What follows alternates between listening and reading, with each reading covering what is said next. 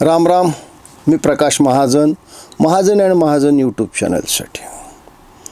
मला रामरक्षा येत नाही, जाहीर कबूल करतो. त्याच्यामुळं रामरक्षेवर मला कोणी प्रश्न विचारले तर मी अगोदरच सांगतो, मला रामरक्षा येत नाही. 22 जूनला मी प्रभू रामचंद्राच्या दर्शनासाठी अयोध्येत गेलो होतो. अयोध्येमध्ये जी काही दानपात्रातून चोरी झाली त्याचं समर्थन कुणीच करू शकत नाही. 500 वर्षापासून राम जन्मभूमीच्या लढ्यासाठी ज्या लोकांनी आपलं बलिदान दिलं, जे हुतात्मे झाले, त्या सर्व हुतात्म्याचा आणि हिंदू धर्मियांच्या आस्थेला धक्का पोहोचला. याचा अर्थ असा नाही आहे की त्या दानपात्रातून चोरी झाली आणि त्याचा पैसा पक्षफोडीसाठी वापरला. एक बालिश विधान या राज्याच्या माजी मुख्यमंत्र्यांनी केलं. म्हणजे असा मुख्यमंत्री होऊन गेला महाराष्ट्रात जो असे बालिश विधानं करतो. त्या गुन्हेगाराला पकडलंच पाहिजे. पण जाता जाता एक माहिती सध्या बऱ्याच प्रसारमाध्यमावर फिरते की ज्या चंपतरायनं उभं आयुष्य राम जन्मभूमीसाठी दिलं, चंपतराय सुशिक्षित होते, आणीबाणीच्या अगोदर ते एका कॉलेजमध्ये प्राध्यापक होते. म्हणजे ते असं काही नाही की काही करता येत नाही म्हणून राम जन्मभूमीशी जोडले गेले, तसं नाही आहे. पण चंपतरायनं ज्याच्यावर विश्वास ठेवला त्याच टीनू यादवनं त्यांचा विश्वासघात केला. यात काही प्रमाणावर दोष चंपतरायकडे जाऊ शकतो. पण या टीनू यादवने समाजवादी पक्षाचे प्रमुख अखिलेश यादव यांना 950च्या वर कॉल केलेत. कारण ही बातमी अगोदर समाजवादी पक्षाच्या एका व्यक्तीनंच बाहेर आणली. म्हणजे याचा अर्थ तुम्ही लक्षात घ्या की याच अखिलेश यादवच्या बापाने म्हणजे मुलायम सिंगने गोळ्या घालून राम भक्ताला मारलं. त्यांच्या पायात सिमेंटचे ब्लॉक टाकून शरयू नदीत त्यांना बुडवलं. याच अखिलेश यादवचे चुलते रामप्रसाद यादव यांनी लोकसभेत त्याचं समर्थन केलं. थोडा डाव लक्षात घ्या. जे काही आज उद्धव ठाकरे दादरच्या कबूतरखान्याजवळ जे काही हनुमानाचं मंदिर आहे तिथं रामरक्षा म्हणायला जाणार आहेत, हातात रामरक्षेचं पुस्तक घेऊन या बापलेकाने सुस्पष्ट आवाजात रामरक्षा म्हणावी, मी त्यांचं जाहीर अभिनंदन करेन. हे नाटक आहे. उद्धव ठाकरे, हे तुम्ही नाटक करताय. तुमच्या पक्षात राम राहिला नाही, तुम्हाला संघटनेत काम राहिलं नाही, म्हणून तुम्हाला रामरक्षा आठवली. उद्धव ठाकरे, मला सांगा, केरळमधल्या त्या सबरीमलाई मंदिरात 19 किलो सोनं चोरीला गेलं. कधी याच्यावर तुम्ही एक ब्रश शब्द उच्चारला आहे? तिरुपतीमध्ये अब्जावधी रुपयाचे हिरे मोती चोरीला गेले, त्याच्यावर कधी तुम्ही शब्द उच्चारला आहे? त्याहीपेक्षा अजमेरच्या खाजा मोइनुद्दीन चिश्तीच्या दर्ग्यात किती भ्रष्टाचार आहे. अहो, केरळमध्ये ख्रिश्चन समाजामध्ये जे काही त्यांची सेवाभाव संस्था आहे तिथं 7,000 कोटीचा हवाला रॅकेट सापडला. ह्या बातम्या आहेत. वक्फ बोर्डामध्ये कितीतरी घपला. ह्या वक्फ बोर्डाचे कायदे बदलू नये म्हणून तुम्ही वक्फ बोर्डाच्या बाजूने उभे होतात. राम मंदिराच्या भ्रष्टाचाराचं, तिथल्या दानपत्रातल्या चोरीचं कुणीही समर्थन करत नाही. त्यांना कडक शिक्षा झाली पाहिजे. पण हे जे तुम्हाला आता रामप्रेम उफाळून आलेलं आहे ना, ते किती ढोंगी आहे. राम राम म्हणणाऱ्याला उद्धव ठाकरे तुम्ही हरामखोर म्हणलेले आहात. आज तुम्हाला राम का आठवला? आज बिचारे आमचे प्रभू रामचंद्र तर किती संकटात आहेत पहा. सीतामातेनं तर अग्निदिव्य दिलं, तर आज प्रभू रामचंद्राला अग्निदिव्य द्यावं लागतंय.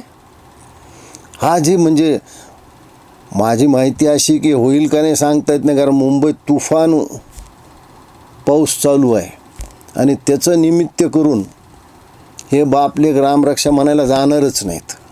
आणि समजा गेलेच तर त्यांच्यावर कोण कोण लोक असतील? पहिला त्यांच्यावर असेल संजय राऊत. जो सतत दुसऱ्याला आया बहिणीहून शिवाय देत असतो. भोसडीच्या ती बंदूक तुझ्या ढोंगणात घातली जाईल. भोसडीचे लोक फार चापटे काय तुला तुडवणार. गांडू आहेत ते गांडू. स्वप्ना पाटकर सारख्या महिलेला किती घाणेरड्या शिव्या दिल्या. मला सांगा, पत्राचाळीतल्या लोकांना, मराठी लोकांना त्याच्यामुळं काय त्रास सहन करावा लागला. आणि हा दुसऱ्याला हरामखोर म्हणतो. दुसऱ्याला जो शब्द वापरतो तो मी वापरणार नाही. हा जाऊन रामरक्षा म्हणणार, जो स्त्रीचा सन्मान करत नाही.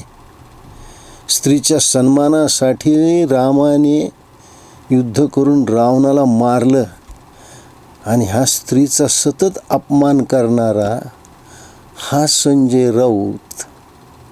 काल एकनाथजी शिंदे दवाखान्यात ॲडमिट होते, त्यांना 5 फुटाची जमीन दाखवतो. अरे माणसा रेड, एकनाथजी शिंदे हिंदू आहेत. तुम्ही मुसलमानाच्या प्रेमात एवढे पडलात की 5 फूट जमीन त्यांना द्यायला लागलात. अक्कल तुझी ठिकाणावर नाही आहे. आणि हा जाऊन रामरक्षा मानणार हा माणूस. दुसरं कोण आहे त्यांच्यासोबत? तर मुंबईच्या माजी महापौर, करोना काळात शवपिशव्यामध्ये आणि सकस आहारामध्ये घोटाळा करणाऱ्या आमच्या किशोरीताई. लहान माझी भावली, लहान तिची सावली, अंगभर दागिने, नक्ट नाक उडविती, घारे डोळे फिरविती. आता ही रामरक्षा म्हणायला तिथं असेल. म्हणजे ज्यांनी मेलेल्या माणसाच्या टाळूवरचं सुद्धा लोणी चाटून पुसून खाल्लं. तर बघा रामासमोर किती संकट आहे. आता हे रामरक्षा म्हणायला गेले. अरे हनुमंता, तू आता ये आणि यांच्या सगळ्यांच्या डोक्यात गदा घाल. ही रामरक्षा म्हणणार आहेत. ये अजून एक तिथं असेल, आदेश बांदेकर. हा त्या सिद्धिविनायक ट्रस्टचा अध्यक्ष होता. हो, यांनी तूपसुद्धा चाटून खाल्लं सिद्धिविनायकाचं. ते भ्रष्टाचार बाहेर आला होता. आणि हा माणूस आता तार स्वरात रामरक्षा म्हणेल. तार स्वरात. काय दुर्दैव आहे प्रभू रामाचं. हा पेगवीन यांचा सुपुत्र आदित्य ठाकरे यांनी, यांचा तो कोणी एक आता काही सिनेमात कुठं दिसत नाही, यांनी मिठी नदीचा गाळसुद्धा खाल्ला. हो, अख्खी महानगरपालिका या बापलेकांनी चाटून पुसून खाल्ली. आणि आदित्य ठाकरे एका तरुणीच्या आत्महत्येला कारणीभूत झालेला. हा आदित्य ठाकरे पानसट विनोद ज्या दिवशी त्यांनी केला परवा जितेंद्र आव्हाडसोबत, काय बाळासाहेबांच्या आत्म्याला वेदना झाल्या असतील. नाही तर बाळासाहेबांची विनोद म्हणजे ज्याच्यावर विनोद करायचे तो सुद्धा हसायचा. आणि जितेंद्र आव्हाड म्हणले आम्हाला ऑफिस द्या, नाही तर आम्हाला जिन्यावर बसून जेवायला लागेल. तर हा म्हणतो जी नाही सी का नाम आहे. आणि हा तिथं रामरक्षा म्हणणार. आणि त्याहूनही खरी रामभक्त, उबाटा घाटात खरी रामभक्त एकच आहे, दुसरी कुणी असूच शकत नाही. ते म्हणजे आज सुषमा अक्का आमच्या. त्या सुषमा अक्काचं भाषण ऐका तुम्ही. त्या रामावर काय म्हणल्यात, भगवान श्रीकृष्णावर काय म्हणल्यात ते ऐका तुम्ही. राम राम. काय मला एकटीलाच विचारता बरं सारखं सारखं की 14 वर्ष तिकडे होतीस, एकटी होतीस. अहो राम राम, 14 वर्ष मी इकडे लंकेत असताना तुम्ही पण तिकडं जंगलात शबरी सोबत उष्टे बोरं खात फिरतच होतात की. मग तुमचं काही कुठं हमने तुमको देखा, तुमने हमको देखा, रामराव कुछ हुआ की नाही. काय करायचा कृष्ण? बायकांचे कपडे पळवायचा. बायका आंघोळीला बसल्या तर त्यांना चोरून बघायचा. बायका कुठे काही बाजार बिजारला गेला तर त्यांना छेडायचा. काय म्हणल्यात त्या की सीते महिला अग्नी दिव्य करायला लावलं, ती रावणाच्या घरी राहिली. म्हणले त्या काळात राम म्हणले तू वनात फिरत होतास आणि शबरीबरोबर उष्टे बोरं खात होतास, इलू इलू करत. हे भाषण आहे तिचे.